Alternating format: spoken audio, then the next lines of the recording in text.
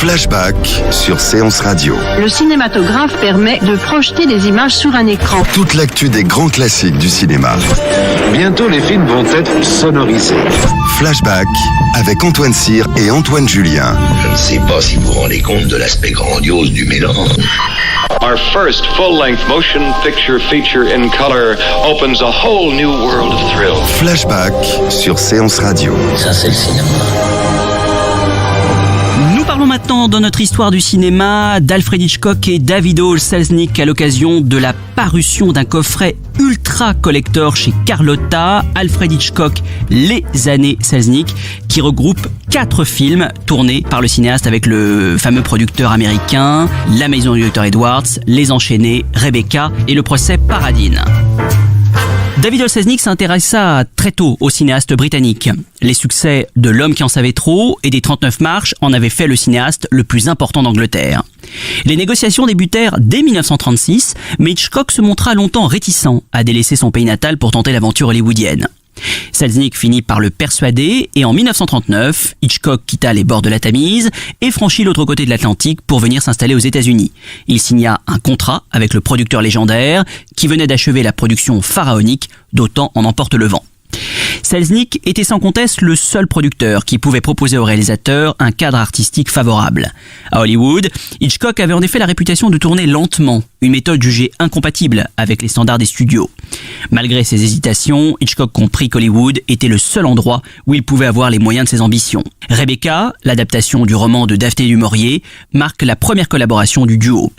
David Hall Selznick avait une vision totalisante de la création. Son interventionnisme incessant sur l'adaptation du roman, notamment sur le dénouement qui fut changé à sa demande, s'illustre parfaitement dans les nombreux mémos qu'il envoyait au cinéaste. Notamment celui du 12 juin 1939. « Cher Hitch, il me revient la tâche fâcheuse et désagréable de vous dire que j'ai été choqué et déçu au-delà de toute expression par l'adaptation de Rebecca. Je la considère comme une version déformée et vulgarisée d'une œuvre qui s'est révélée un succès et dans laquelle, pour des raisons qui m'échappent, des séquences parfaitement surannées ont été substituées aux scènes de Daphné du Maurier au charme captivant. Ou plus loin, je dois dire que je trouve l'adaptation très mauvaise et qu'il est plus facile d'en faire une autre que de raccommoder celle-ci. » Le producteur voulait garder le contrôle artistique, imposant Joan Fontaine pour le rôle de Mrs. de Winter, alors que Vivian Leigh était pressentie. Selznick était obsédé par le respect du livre. D'ailleurs, dans le générique du début, on peut découvrir la mention « Selznick vous présente la mise en image du célèbre roman de Daphné du Maurier ». Hitchcock n'avait pas la même approche, s'intéressant moins à la narration qu'à la visualisation et à la recherche formelle. Privé du Final Cut, le cinéaste dut abandonner la salle de montage au producteur, mais Hitchcock préparait tellement ses films qu'il n'y avait pas beaucoup d'alternatives au montage pour un autre que lui.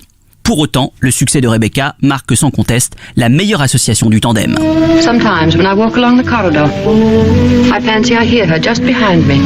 That quick, light step. I couldn't mistake it anywhere. It's not only in this room, it's in all the rooms in the house. I can almost hear it now. Do you think the dead come back and watch the living? No, I don't believe it. Sometimes. I wonder if she doesn't come back here to Manderley. Watch you and Mr. De Winter together. You look tired. Why don't you stay here a while and rest? And listen to the sea. So soothing. Listen to it.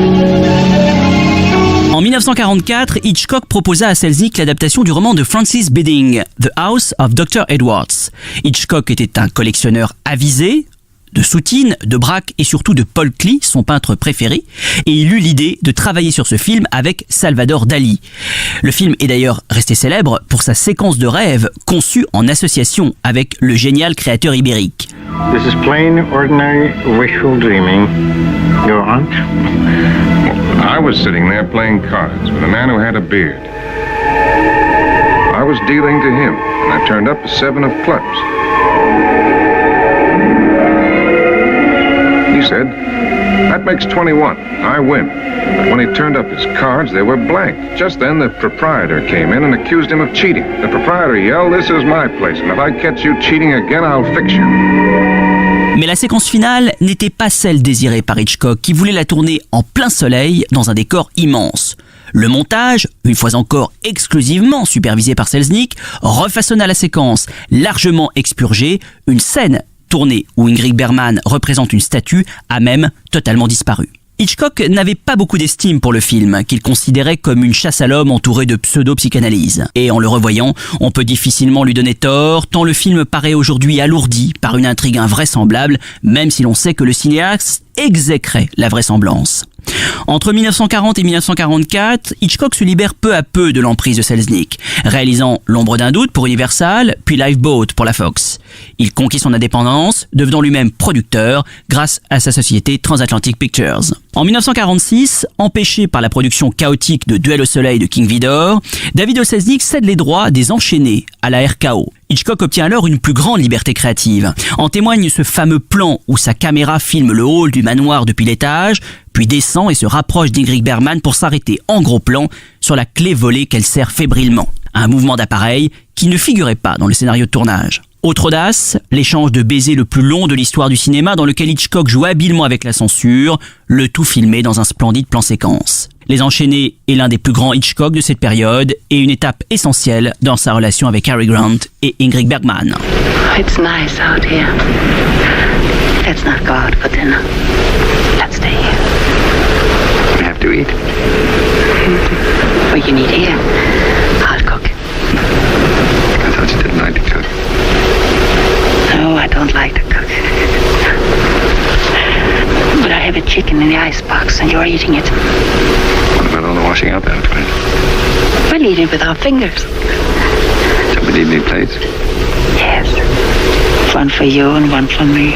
Hitchcock ayant encore un film à honorer avec Selznick, les deux hommes jetèrent leur dévolu sur le procès Paradine. Selznick imposa Gregory Peck dans le rôle d'un avocat chargé de défendre une femme accusée d'avoir tué son mari aveugle. Le producteur intervint sans cesse sur le scénario, aux grandes dames du réalisateur des Oiseaux. Selon Leonard Leff, auteur du livre Hitchcock et Selznick, pour Selznick, l'intrigue était une fin, pour Hitchcock, un moyen. Peu convaincu par l'histoire, Hitchcock préféra se focaliser sur les défis techniques, utilisant simultanément 3 à 4 caméras lors du tournage du procès, un lourd dispositif qui empêchait les acteurs de se voir lorsqu'ils se donnaient la réplique.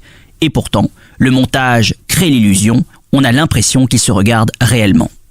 Échec critique et public à sa sortie, le Procès Paradine est un film mal aimé qu'Hitchcock méprisa toute sa carrière et qui sonna le glas de la collaboration Hitchcock-Selznick. Gregory Peck lui-même, quand on lui demandait quel film il souhaiterait brûler, répondait sans hésitation « Le Procès Paradine ». Well, it's gone well for us this morning, really well. Has it? Oh, surely you must know that. I'm not a lawyer. Oh, good heavens, you're a clever woman. Don't you realize how I shook him? You have not kept faith with me. What do you mean? I did not agree to what you had done today. But I objected when you wanted to make it appear that Andre had helped my husband kill himself. I objected even to that. And now you make him out to be a murderer. No, I will not forgive you for what you have done today. Incontestablement, l'interventionnisme excessif de David O. Selznick n'a pas pu donner naissance aux plus grandes œuvres hitchcockiennes. D'ailleurs, le cinéaste invitait souvent les cinéphiles à scinder les deux périodes, les années Selznick et post-Selznick, comme preuve de la mauvaise influence du producteur. À noter que de nombreux suppléments accompagnent cette édition, ainsi qu'un livre absolument passionnant, La conquête de l'indépendance, dont le chef d'orchestre et le maître de marionnettes, comme il est indiqué, est Fabien Delmas, où on retrouve énormément de choses, les mémos que j'ai cités tout à l'heure, mais aussi des analyses anciennes pour certaines, de Claude Chabrol notamment, des interviews d'Hitchcock, notamment menées par le grand réalisateur Peter Bogdanovich, des analyses de Nicolas Saada, bref, une édition absolument formidable pour tout amateur hitchcockien qui se respecte. Flashback sur Séance Radio. Le cinématographe permet de projeter des images sur un écran. Toute l'actu des grands classiques du cinéma. Bientôt, les films vont être sonorisés. Flashback avec Antoine Cyr et Antoine Julien. Je ne sais pas si vous vous rendez compte de l'aspect grandiose du mélange. Our first full-length motion picture feature in color opens a whole new world of thrill. Flashback sur Séance Radio. Ça, c'est le cinéma.